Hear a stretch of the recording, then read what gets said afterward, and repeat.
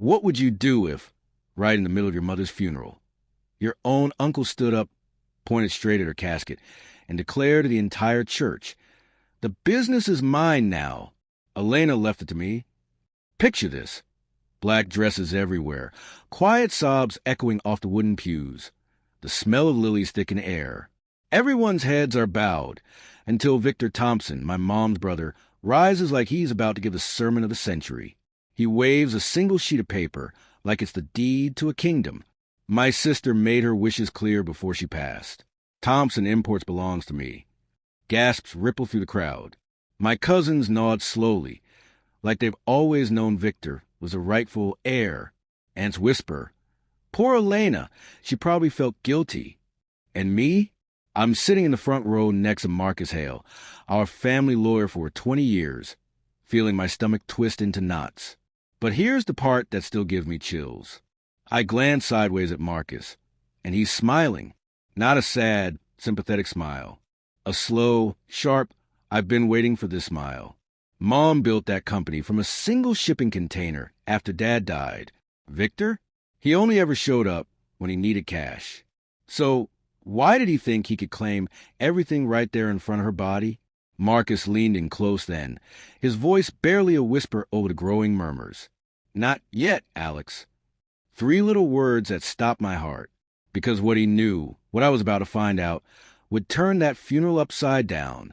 Before we continue with this video, please subscribe, and turn on the notification bell for updates. It started years earlier, when Mom first got sick.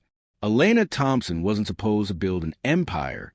After Dad's car accident left us with nothing but bills and grief, she took one rusty shipping container and turned it into Thompson Imports, a name people in 3 states now fought to work with. Multi-million-dollar deals, warehouse expansions.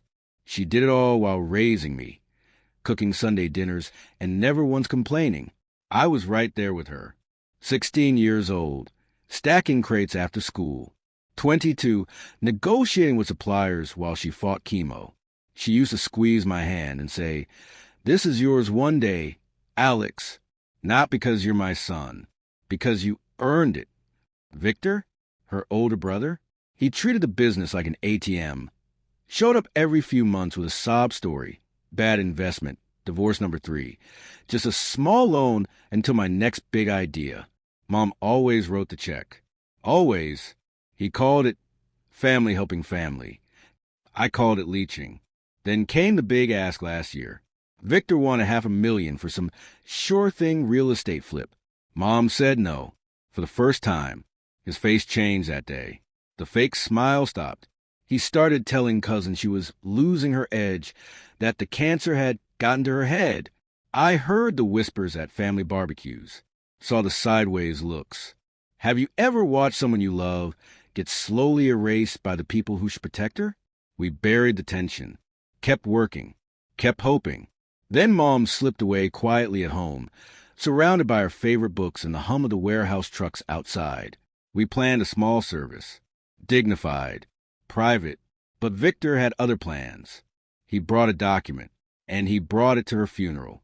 The pastor had just said amen, and closed his Bible when Victor stood up, uninvited, unprepared for anyone but himself. The church went still. Even the organist froze mid-note.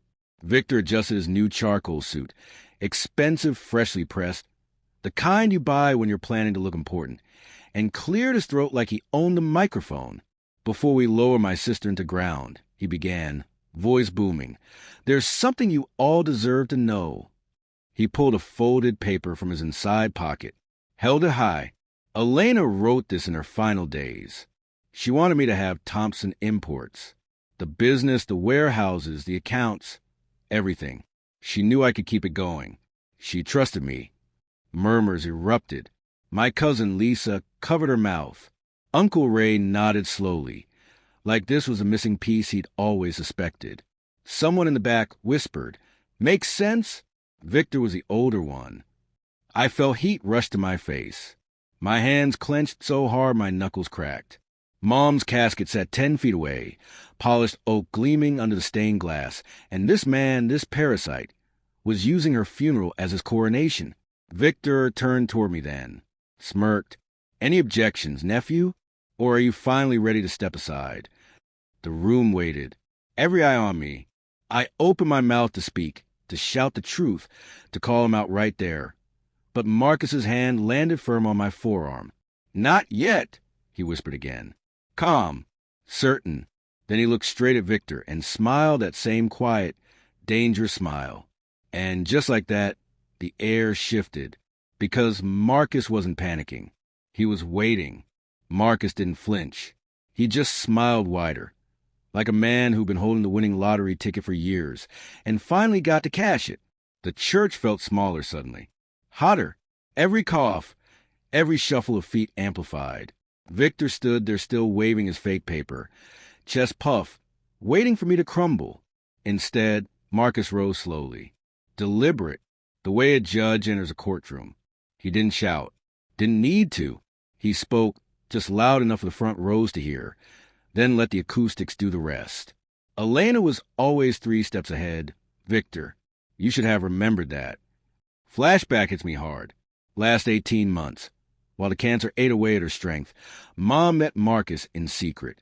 Not at his office. Too obvious. At the house. Late nights. Coffee going cold on the table while they pored over documents. She told me once, voice raspy but fierce, trust Marcus. He knows everything. I thought she meant funeral arrangements, medical directives. I was wrong. The living trust. Signed 2 years ago, right after Victor's $500,000 tantrum. Full ownership of Thompson Imports transferred to me. Irrevocable. Probate-proof. No will-reading drama. Mom had quietly moved everything out of reach while she was still healthy enough to sign. Victor's final wish document? A pathetic forgery she herself had arranged. A trap. She even had the notary, Victor's old bar buddy, on hidden camera accepting the bribe to backdate it. Marcus had the footage. Time-stamped. Crystal clear. Victor thought he was playing chess. Mom was playing 4D chess. Marcus pulled a slim folder from his briefcase. This is the real instrument. Executed properly. Filed properly.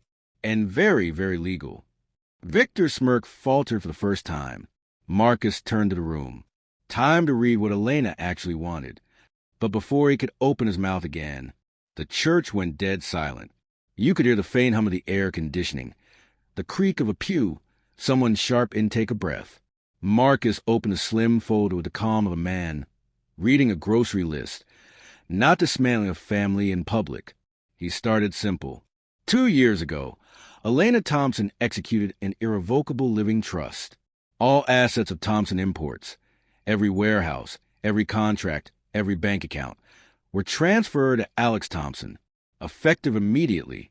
No probate, no contest clause, no room for surprises. Victor laughed once, short, nervous. That's impossible. She was already sick then. Marcus didn't blink. She wasn't sick when she signed, and she was crystal clear-headed when she added the protection clause. He flipped a page. If any beneficiary or purported beneficiary attempt to challenge or falsify documents related to the trust, they forfeit any and all residual bequests, including the $500,000 family support fund Elena set aside for loyal relatives. Victor's face drained. The color literally left it, like someone pulled a plug. He clutched his forged paper tighter, as if it could still save him. I stood up then, slow, looked straight at him. Mom knew you'd try this, Victor. She protected me. And she exposed you. That fake signature? That backdated notary stamp? Marcus has the home security footage. Your buddy laughing about the easy money. It's over. The room exploded in whispers. Cousins stared. Aunts gasped. Victor opened his mouth. Close it. Open it again. Nothing came out. Marcus closed the folder with a soft snap. The trust stands. The business is Alex's. And Victor, you've just triggered the forfeiture clause. I had the chance right there to let security escort him out quietly, to keep some shred of family dignity. Or I could finish it. Fully. Publicly. So I looked at the crowd, then back at my uncle, and asked the question that had been burning since the first whisper of betrayal. Do you want to hear what I chose next? I chose to finish it. Right there, in front of the casket, the lilies, the stunned relatives, I looked Victor dead in the eye and said, "You don't get to walk out with dignity. Not after what you tried to do to her memory." I nodded to Marcus. He stepped forward again, voice steady. "Security is already outside. They'll escort you to the parking lot. The police have been notified about the attempted fraud and forgery. Your document is evidence now." Victor stammered something about lawyers, about misunderstandings, about family. No one listened. The whispers had turned open stairs. My cousin Lisa shook her head slowly. Uncle Ray looked away in shame. The room had flipped. Victor wasn't the grieving brother anymore. He was a thief caught red-handed. He shuffled out between two ushers, head down, suit suddenly looking too big on him. The doors closed behind him with a soft thud that echoed like a gavel. I turned back to Mom's casket, placed my hand on the wood, whispered, "You won, Mom. You always did."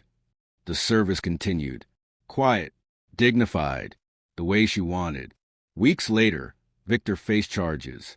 The business thrived under my watch. Ethical deals, fair wages, expansion she always dreamed of. And that $500,000 fund? Redirected to cancer research in her name. Remember the opening question? What would you do if your uncle tried to steal everything at your mom's funeral? I looked at my lawyer. He was smiling because justice doesn't always shout. Sometimes it just waits its turn. Family isn't blood. It's who stand between you and the wolves. If you've ever been betrayed by someone close, drop your story in the comments. I read everyone. Smash that like if this felt like sweet justice.